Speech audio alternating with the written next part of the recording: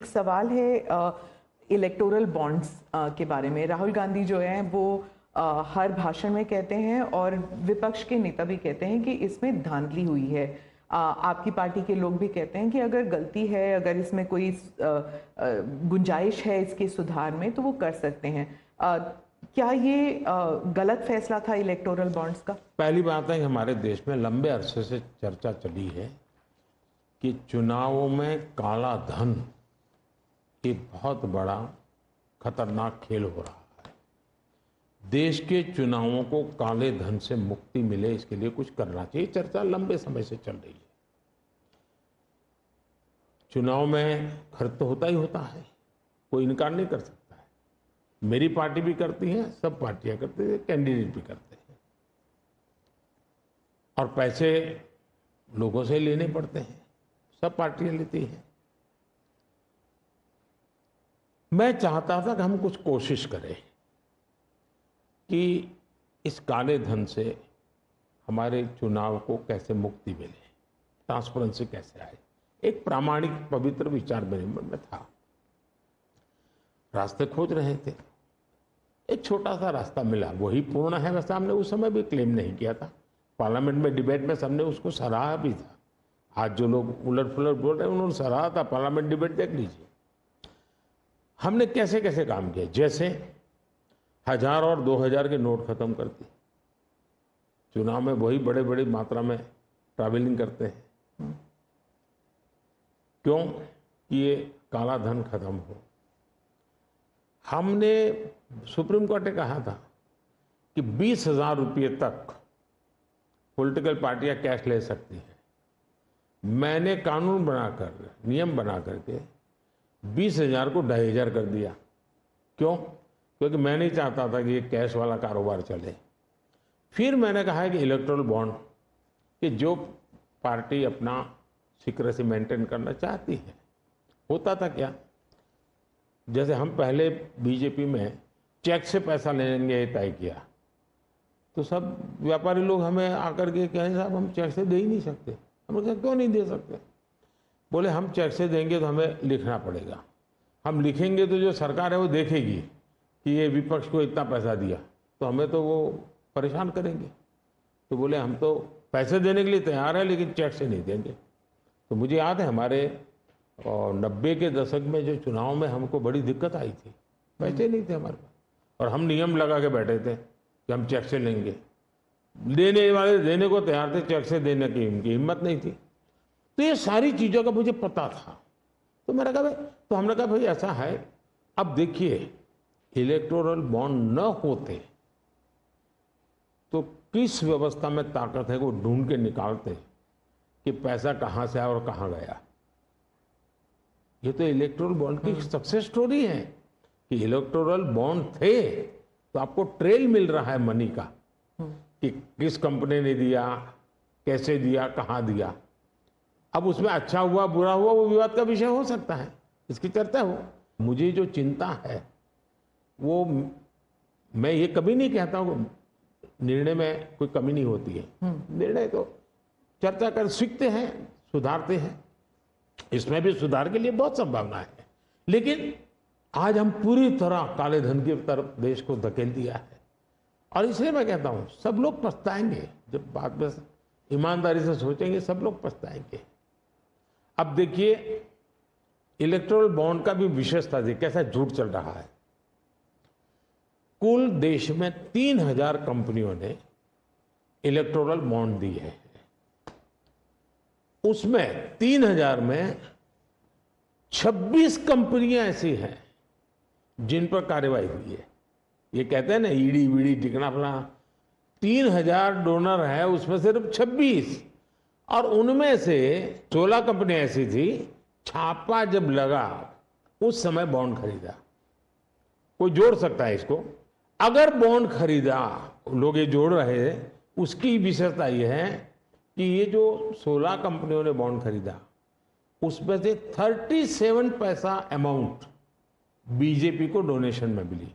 37, 63% BJP के विरोधी पार्टियों को मिली। अगर पूरे जोड़े जाएं तो। हाँ, मैं ये 16 कंपनी जिसका ईडी सीबीआई कोई ना कोई उस समय एक्शन भी हुआ और बॉन्ड भी निकला। 37% अमाउंट बीजेपी ने, 63 ऑपोजिशन को। क्या ईडी रेड करे और ऑपोजिशन को डोनेशन देने का कार्यक्रम वर्क करे? क्या बीजेपी ऐसा करेगी? इसका मतलब कि 63% पैसा विपक्ष के पास जाए और आप आरोप हम पर लगाए, लेकिन उनको गोलमोल बोलना है और भाग जाना है। हम ट्रांसपेरेंसी की बात करते हैं तो विपक्ष कहता है कि ईडी, सीबीआई, आईटी, सारे के सारे इदारे जो हैं, इलेक्शन कमीशन को भी जोड़ते हैं वो, कि सारे इदारों पर बीजेपी हावी है और लेवल प्लेइंग फील्ड है ही नहीं। मतलब they already making the ground कि इलेक्शन जो है वो फेयर नहीं हो सकता। इसमें एक भी कानून मेरी सरकार ने नहीं बनाया, चाहे ईडी हो, सीबीआई हो, चाहे इलेक्शन कमीशन। ऊपर से हमने तो इलेक्शन कमीशन में सुधार किए हैं। आज इलेक्शन कमीशन बनता है तो ऑपोजिशन भी उसमें होता है। पहले तो प्रधानमंत्री एक फाइल पे साइन करके इलेक्शन कमीशन बना देता था, और जो उनके परिवार के साथ निकट जुड़े थे ऐसे ऐसे लोग इलेक्शन कमिश्नर बने थे। ऐसे लोग इलेक्शन कमिश्नर बने थे जो वहां से निकलने के बाद राज्यसभा के मेंबर बने, उनकी सरकार के मिनिस्टर बने। ऐसे इलेक्शन कमिश्नर बने थे जो कांग्रेस के बाद में कैंडिडेट बने। और इसलिए हम उस लेवल पे प्ले नहीं कर सकते, तो हमारा लेवल प्ले फील्ड हो ही नहीं सकता, हम ऐसे बन ही नहीं सकते। हम अच्छे रास्ते पर जाना चाहते हैं, हम उस रास्ते पर जाना नहीं चाहते। दूसरी बात है, आखिर ईडी सीबीआई कैसे बनी? ईडी वगैरह का आप देखेंगे भैया, इलेक्शन कमीशन का अपने एक कहावत है, नाच न जाने आंगन टेढ़ा। और इसलिए कभी ईवीएम का बहाना निकालेंगे, कभी मूलतः पराजय के लिए वो कुछ रीजनिंग अभी से सेट करने में लगे ताकि पराजय उनके खाते में न चढ़ जाए। वो कह रहे हैं लड़े कैसे आप? या तो ऑपोजिशन लीडर्स को जेल में डाल रहे हैं, या फिर अगर वो आपकी पार्टी में आ गए तो सारे पाप धुल गए। कितने ऑपोजिशन लीडर जेल में है? कोई मुझे बताए। और क्या यही ऑपोजिशन लीडर उनके सरकार चलाते थे? या जेल का डर है? हाँ, डर तो पाप का होता है जी, ईमानदार को क्या डर होता है? मेरे यहां भी तो उन्होंने मेरे होम मिनिस्टर सबको जेल में डाल दिया था। दूसरा, ईडी की बात करते हैं। आप गुजरात के बारे में कह रहे हैं जब आप मुख्यमंत्री? हाँ, मैं मुख्यमंत्री था। अच्छा, जो ईडी की बात करते हैं, ईडी ने जितने केसेस किए ना, उसमें से सिर्फ, देश को समझना, सिर्फ 3% ही पॉलिटिकल लोग इन्वॉल्व है जिन पर एक केस हुए। 97% जिनका राजनीति से कोई लेना देना नहीं, ऐसे लोगों को हुआ है जो कोई ड्रग माफिया है, कुछ अफसर हैं जो करप्शन करते हैं, कुछ अफसर हैं जो बेनामी संपत्ति बना के बैठे हुए हैं। 97% केस उन पर हुए हैं, जेलों में वो लोग गए हैं।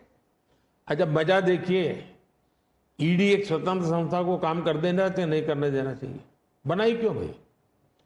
2014 से पहले ये संपत्ति अटैच करने का ईडी को अधिकार है। 2014 से पहले उन्होंने सिर्फ 5,000 करोड़ रुपए की संपत्ति अटैच की। कौन रोकता था ईडी को भाई? और किसके लाभ में कहता? मेरे कालखंड में गलत काम करने वालों की 1 लाख करोड़ रुपए की संपत्ति अटैच हुई है। क्या ये देश की जनता का पैसा नहीं है? दूसरा आंकड़ा तो आप और हैरान हो जाओगे। 2014 पहले इसी ईडी ने देश में से 34 लाख रुपए, 34 लाख रुपया कैश जब्त किया था। मतलब कि स्कूल बैग में आ जाए इतना पैसा, स्कूल बैग में आ जाए।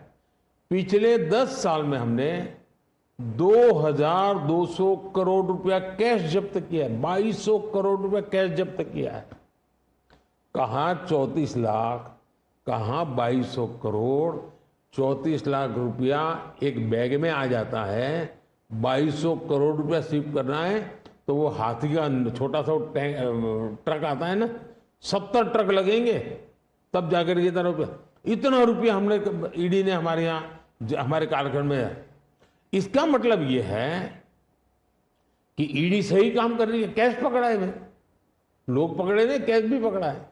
और मेरा ये कमिटमेंट है जी, मैं ये कन्विंस हूं कि भ्रष्टाचार ने देश को तबाह करके रखा है। हमें देश में से भ्रष्टाचार के खिलाफ लड़ाई लड़नी चाहिए, पूरी ताकत से लड़नी चाहिए, और ये मेरा व्यक्तिगत रूप से मेरा ये कन्विक्शन बना हुआ है। Kane sir, your dinner. On a tile? Arey, it's antibacterial. Easy to clean. But plates? Kane bhai, it's a tile ad. IM Plus technology से बने वर्ल्ड क्लास टाइल्स। टाइल हो तो सिंपल हो।